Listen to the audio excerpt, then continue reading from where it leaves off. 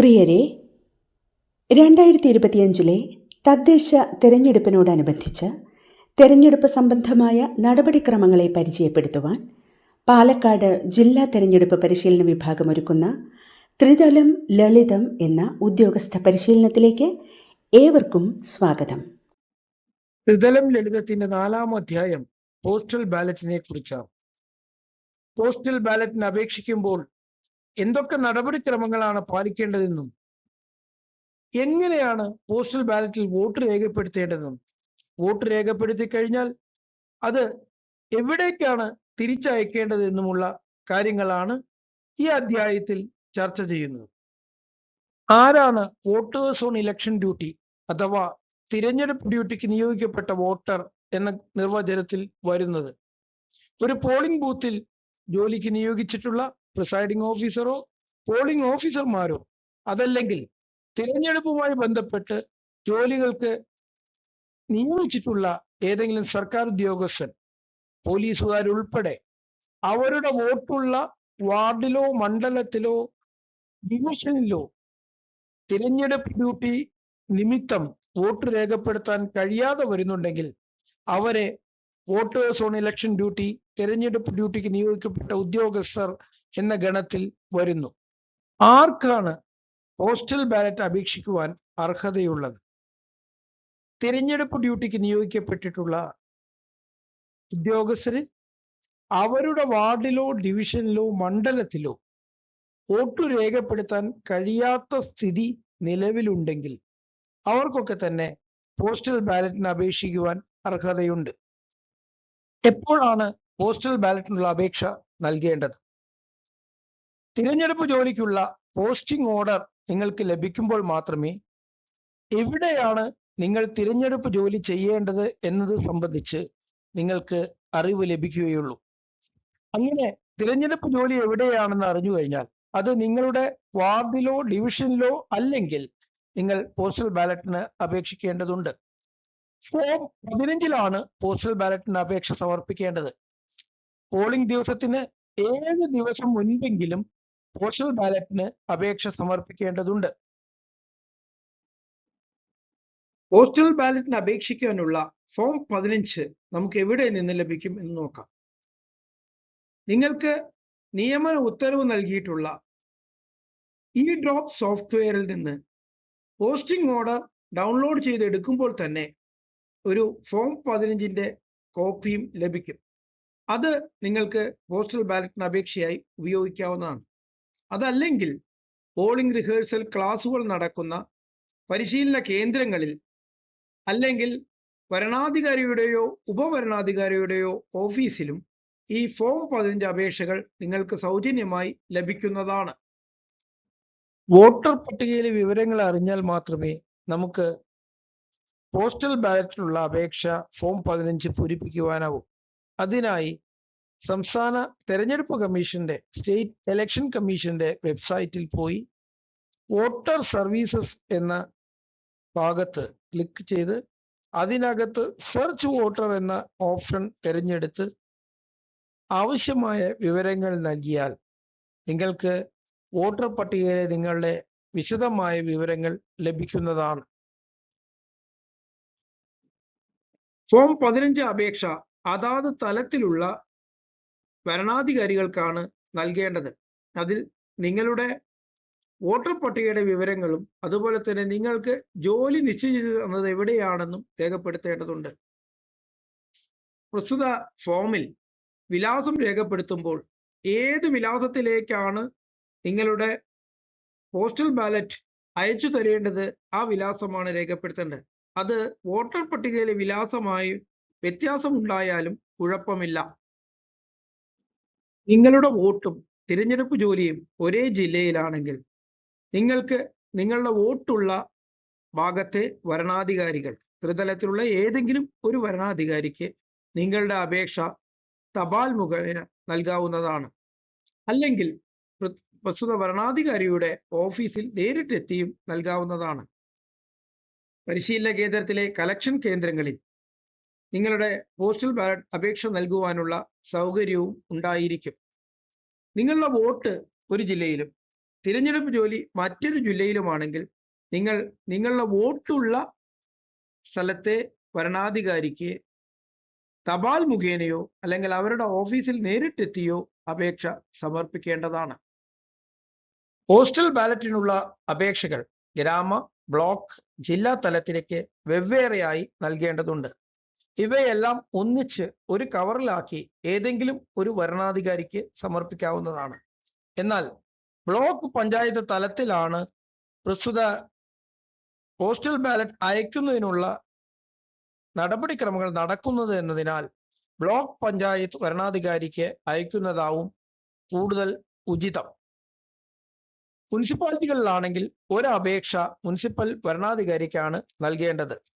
എല്ലാ അപേക്ഷയോടൊപ്പം നിങ്ങളെ തിരഞ്ഞെടുപ്പ് ജോലിക്ക് നിയോഗിച്ചിട്ടുള്ള പോസ്റ്റിംഗ് ഓർഡർ അടക്കം ചെയ്യേണ്ടതാണ് എന്ന് പ്രത്യേകം ശ്രദ്ധിക്കണം. വരണാധികാരികളുടെ ഓഫീസിന് പുറമെ നിങ്ങൾക്ക് പരിശീലന കേന്ദ്രത്തിലെ കളക്ഷൻ സെന്ററിലും പോസ്റ്റൽ ബാലറ്റിനുള്ള അപേക്ഷ നൽകാവുന്നതാണ്. അപേക്ഷയിൽ നിങ്ങളുടെ മൊബൈൽ നമ്പർ രേഖപ്പെടുത്തുവാൻ പ്രത്യേകം ശ്രദ്ധിക്കണം. എന്തെങ്കിലും ചെറിയ അപാകതകൾ പൂരിപ്പിച്ചതിലുണ്ടെങ്കിൽ അത് തിരുത്തുവാൻ അത് സഹായകമാകും. പരിശീലന കേന്ദ്രത്തിലെ കളക്ഷൻ കേന്ദ്രത്തിലാണ് നിങ്ങൾ പോസ്റ്റൽ ബാലറ്റ് അപേക്ഷ നൽകുന്നതെങ്കിൽ അവിടെയുള്ള രജിസ്റ്ററിൽ അത് സംബന്ധിച്ച രേഖപ്പെടുത്തലുകൾ വരുത്തിയിട്ടുണ്ടെന്ന് നിങ്ങൾ ഉറപ്പുവരുത്തേണ്ടതുണ്ട്. പോസ്റ്റൽ ബാലറ്റ് നിങ്ങൾക്ക് തപാൽ മുഖേന മാത്രമേ ലഭിക്കുകയുള്ളൂ. അപേക്ഷയിലുള്ള വിലാസത്തിലാണ് പോസ്റ്റൽ ബാലറ്റ് അയക്കുക. നേരിട്ട് ഒരു കാരണവശാലും നിങ്ങൾക്ക് പോസ്റ്റൽ ബാലറ്റ് സെറ്റ് നൽകുന്നതല്ല. പരിശീലന കേന്ദ്രത്തിൽ പോസ്റ്റൽ ബാലറ്റുകൾ സ്വീകരിക്കുമ്പോൾ ഒരു രജിസ്റ്റർ സൂക്ഷിക്കേണ്ടതുണ്ട്. അതിൽ വോട്ടറുടെ പേര്, മൊബൈൽ നമ്പർ, ഏത് ബ്ലോക്ക് അല്ലെങ്കിൽ മുനിസിപ്പാലിറ്റിയിലാണ് വോട്ട് ഉള്ളത് എന്നും വോട്ടർ പട്ടികയിലെ വിവരങ്ങളും രേഖപ്പെടുത്തി ഏതു തീയതിക്കാണ് അപേക്ഷ സ്വീകരിച്ചത് എന്നും രേഖപ്പെടുത്തണം. സ്വീകരിച്ച ഉദ്യോഗസ്ഥന്റെ പേരും അതിൽ രേഖപ്പെടുത്തേണ്ടതുണ്ട്. പോസ്റ്റൽ ബാലറ്റിൽ വോട്ട് രേഖപ്പെടുത്തുമ്പോൾ ശ്രദ്ധിക്കേണ്ട കാര്യങ്ങളെ എന്തൊക്കെയാണെന്ന് നമുക്ക് നോക്കാം. വരണാധികാരികൾക്ക് നിങ്ങൾ ഒരു ഗ്രാമപഞ്ചായത്തിലെ വോട്ടർ ആണെങ്കിൽ നിങ്ങൾക്ക് ഫോം 16 ഡിക്ലറേഷൻ 3 എണ്ണവും ഫോം 17 ഇൻസ്ട്രക്ഷൻസ് 1 എണ്ണവും അതുപോലെ തന്നെ ചെറിയ കവർ ഫോം 18 3 എണ്ണവും വലിയ കവർ ഫോം 19 3 എണ്ണവും ഗ്രാമപഞ്ചായത്തിലേക്കും ബ്ലോക്ക് പഞ്ചായത്തിലേക്കും ജില്ലാ പഞ്ചായത്തിലേക്കുമുള്ള പോസ്റ്റൽ ബാലറ്റ് പേപ്പറും നൽകുന്നതാണ്. മുനിസിപ്പാലിറ്റിയിലേക്കാണെങ്കിൽ എല്ലാം 1 എണ്ണം വീതമാണ് നൽകുക.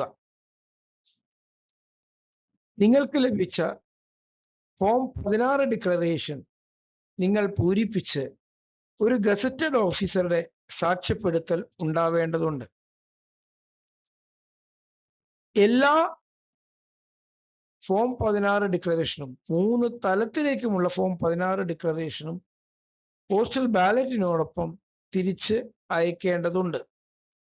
പോസ്റ്റൽ ബാലറ്റ് പേപ്പറിൽ പേന ഉപയോഗിച്ചാണ് വോട്ട് രേഖപ്പെടുത്തേണ്ടത്. ഏതു തരം മഷിയിലും വോട്ട് രേഖപ്പെടുത്താം. ഏത് അടയാളവും നിങ്ങൾക്ക് ഉപയോഗിക്കാം. ഒരു പ്രത്യേക അടയാളം തിരഞ്ഞെടുപ്പ് കമ്മീഷൻ നിഷ്കർഷിക്കുന്നില്ല. എന്നാൽ നിങ്ങളുടെ പേരോ നിങ്ങളുടെ ഒപ്പോ അല്ലെങ്കിൽ നിങ്ങളെ തിരിച്ചറിയാവുന്ന എന്തെങ്കിലുമോ ആ ബാലറ്റ് പേപ്പറിൽ രേഖപ്പെടുത്തിയിട്ടുണ്ടെങ്കിൽ അത് അസാധുവായി മാറും. ബാലറ്റ് പേപ്പർ വോട്ട് രേഖപ്പെടുത്തിയതിനു ശേഷം മടക്കി ചെറിയ കവർ ഫോം 18 ചെറിയ കവറിൽ അകത്ത് വെച്ച് അത് പശ ഉപയോഗിച്ച് ഒട്ടിക്കേണ്ടതാണ്. ബാലറ്റ് പേപ്പറിലെ സീരിയൽ നമ്പർ ഈ ചെറിയ കവറിന് പുറത്ത് രേഖപ്പെടുത്തേണ്ടതുണ്ട്. രണ്ടും വ്യത്യസ്തമായാൽ നിങ്ങളുടെ വോട്ട് അസാധുവായി മാറുന്നതാണ്. ബാലറ്റ് പേപ്പർ അകത്ത് വെച്ച് ഒട്ടിച്ചിട്ടുള്ള ചെറിയ കവറിനോടൊപ്പം ഫോം 17 ഡിക്ലറേഷൻ എടുത്ത് അത് വലിയ കവർ ഫോം 19 വലിയ കവറിലേക്ക് വെച്ച് ആ വലിയ കവർ പച്ച തേച്ച് ഒട്ടിക്കേണ്ടതുണ്ട്. ഈ വലിയ കവർ പുറത്തായി വോട്ടറുടെ ഒപ്പ് രേഖപ്പെടുത്തേണ്ട സ്ഥലത്ത് ഉപ്പ് രേഖപ്പെടുത്തി വെക്കണം. ഈ വലിയ കവർ ഏതെങ്കിലും പോസ്റ്റ് ബോക്സിൽ ഇട്ട് കഴിഞ്ഞാൽ ഏതാത് വരണാധികാരികളിലേക്ക് എത്തുന്നതായിരിക്കും. വരണാധികാരിയുടെ വിലാസം നിങ്ങൾക്ക് പോസ്റ്റൽ ബാലറ്റ് അയക്കുമ്പോൾ തന്നെ അതിൽ രേഖപ്പെടുത്തിയിട്ടുണ്ടാവും. അതിൽ യാതൊരു മാറ്റവും വരുത്തേണ്ടതില്ല. ഫോം 16 ഡിക്ലറേഷൻ പൂരിപ്പിക്കുമ്പോൾ ആദ്യ ഖണ്ഡികയിൽ തിരഞ്ഞെടുപ്പ് സംബന്ധിച്ച വിവരങ്ങളാണ് രേഖപ്പെടുത്തേണ്ടത്. രണ്ടാമത്തെ ഖണ്ഡികയിൽ ബാലറ്റ് പേപ്പറിന്റെ നമ്പർ എഴുതേണ്ടതുണ്ട്. ഇത് ആ കവറിനകത്ത്, വലിയ കവറിനകത്തുള്ള ചെറിയ കവറിന് പുറത്ത് എഴുതിയ നമ്പർ തന്നെ ആയിരിക്കണം. വ്യത്യസ്തമായാൽ നിങ്ങളുടെ വോട്ട് അസാധുവാകും. ഈ ഫോം 16 ഡിക്ലറേഷൻ ഒരു ഗസറ്റഡ് ഓഫീസർ അറ്റസ്റ്റ് ചെയ്യേണ്ടതുണ്ട്. എന്നാൽ ഗസറ്റഡ് ഓഫീസറുടെ പേരും തസ്തികയും മുഴുവൻ വിലാസവും ഒക്കെ രേഖപ്പെടുത്തണമെങ്കിലും അതിന് സീൽ വേണമെന്ന നിർബന്ധമില്ല.